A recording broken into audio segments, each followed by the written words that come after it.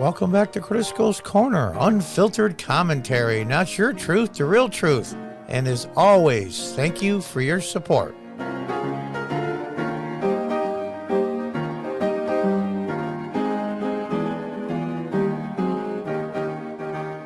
Hi folks, welcome back. For the New York Post, BuzzFeed shares sink in IPO after spooked investors rock SPAC merger. Oh boy. Yeah. BuzzFeed. You know, get woke, go broke is not just a saying. These people are killing themselves, and I love it. These are the same morons. BuzzFeed News, Huffington Post. They bought that online. These people suck so bad.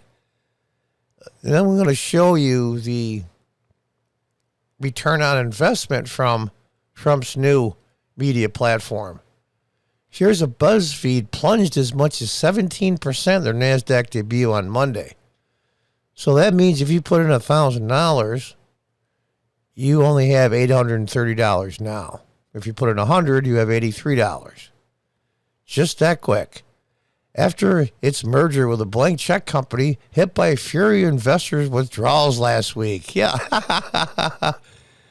They got the hell out. Now, what happened to their money? This is what happened to their money. Yeah. Right down the toilet. I'm doing two of them.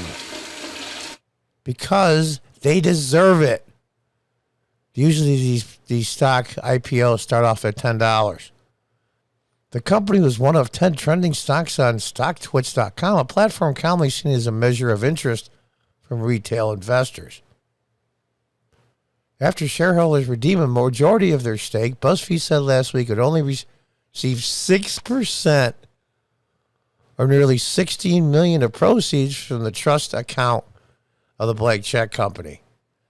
Unbelievable.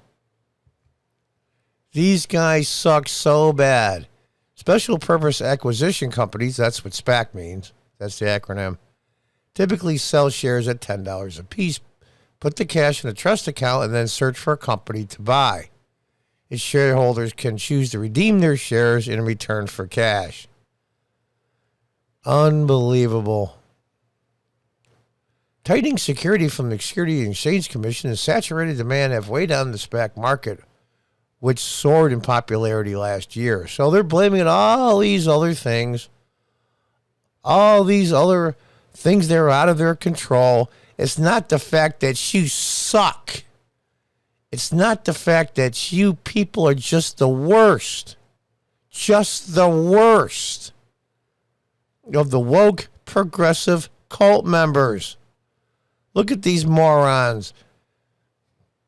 They're getting 17 cents out of the dollar in the end, and they're all smiling their asses off. You idiots. Listen to this, though. In 2016, the company was valued at $1.7 billion after Comcast owned NBC Universal's investment. BuzzFeed, which won a Pulitzer Prize in June, bought news website Huffington Post last year and also acquired youth entertainment company Complex Networks in June. Oh, yeah. And those are the investors as they found out what's happening. Now they're saying, well, John, you know, they said it was true. It's all saturated, all this entertainment and news organizations. That's why it's so tough. There's too much competition. That's why they couldn't raise so much. Okay, check this out. From Reuters. Now theirs is really skyrocketing. SPAC linked to Trump's venture outperforms. Now, these guys suck because Reuters is left too. It didn't just outperform, it killed them all. It killed them all. Let's read the story. You're not going to believe this. Shares of the blank check acquisition firm that agreed to merge with former President Donald Trump's social media venture have outperformed every other special purpose acquisition company. Despite the regulatory risks facing the deal, and investors now snubbing the vast majority of such vehicles, which means they snubbed them all except for Trump's. Digital World Acquisition Corp was inked an $875 million a year in October to merge with Trump's media and technology group. Currently ranks as the best performing SPAC stock ever, according to SPAC Research. Now, I don't know if you can see that or not, but on the very top is Digital World Acquisition Corp, which started out at $10. Now it's at $79.71. That's almost 800% increase. Trump is killing them. He's killing them all in good riddance. Hope they have a slow, painful death.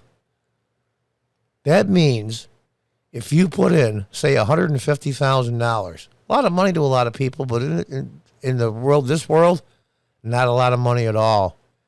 If you put in $150,000 just a month ago, or whenever this started taking place, you would have $1 million worth of stock for $150,000. If you put in $150,000 into BuzzFeed and those woke morons, you would have less than when you started. You would have barely above $110,000. You'd have lost over $40,000. Unbelievable. He's killing them. Digital World shares traded at $73.12 on Friday, way above the $10 initial public offering. Yeah, way above, almost 7.5 times. This infers a valuation on the combined equity to close at $13 billion, including debt. This is despite that TMTG have not having rolled out its social media app yet. They haven't even put their app up yet. Supposing my understanding is, for those that are interested, it's going to be up on February 21st. And here we go. Here come the cheaters. Democratic U.S. Senator Elizabeth Warren, the war chief, asked Securities and Exchange Commission Chairman Gary Gensler last month to investigate the planned merger for potential violations of security laws around disclosure. Disclosure of what? They're kicking your ass. The SEC has declined to comment on whether it would take any action. They're probably going, Jesus, come on. Okay, Senator Warren, we'll look right into it. Oh, absolutely. We'll get right back to you, and we'll get a full report to you. And then they go back to the office and go, I wish these morons would stop sticking their nose in everything. They got their asses kicked. Just, eat it and move on. Unbelievable. Financial underperformance of most SPACs make Digital World stock rally, driven by Trump supporters and retail investors, all the more notable. Huge support. As Trump would say, huge. Huge. However, DAX share performance has boosted the average trading price in all 114 SPACs that have announced deals that are yet to close, below the average trust value of $10.05. According to Jay Ritter, Professor, University of Florida, SPACs on average have underperformed against the broader market by 25%. These guys went 7.5 times their original offering. It's just unbelievable. Unbelievable. If regulators let the deal go through, Digital World shareholders are all but certain to vote for it, given the stock's performance, of course. Digital World expects to issue a proxy statement with details on the deal in February, laying the ground for the vote to be held the following weeks, according to people familiar with the situation. Apple Inc.'s Apple Store currently lists February 21st as the date that Trump's new social media app, True Social, will be available to download. Listen to this. Listen to this. Digital World CEO Patrick Orlando and other SPAC insiders paid $11.8 million to receive founder and placement shares in the SPAC that are now worth roughly $620 million, according to regulatory filings and Reuters calculations. Look at this. They put in $11.8 million, and now they have a worth of $620 million, like morons and fools and woke retards like BuzzFeed and all the rest are getting killed. It's working. They're losing, and they know they're losing. How the hell can you invest, honest to God, $12 and get back $620 anywhere on earth and be legitimate and legal? Unbelievable. Trump is killing them again. Not only does he live in the heads of all these morons rent-free for God knows how many years now, he's destroying them financially. Most SPACs underperform. He's went 6.5 times up. Absolutely astounding. Absolutely amazing. I got to give it to him. Here you go, President Trump.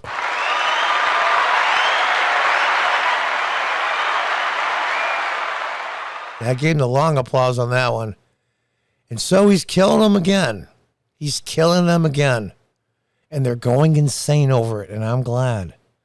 I hope they all crash and burn. The only thing I'm going to dislike is if Trump decides to run again for president, that it will save CNN and all the lamestream legacy media. Because CNN was going down the toilet before Trump announced his original candidacy, and he brought them all back. All right, but they're still spiraling down. There's cartoons on the Cartoon Network that have better ratings in the key demographic than CNN does. Think about that for a minute.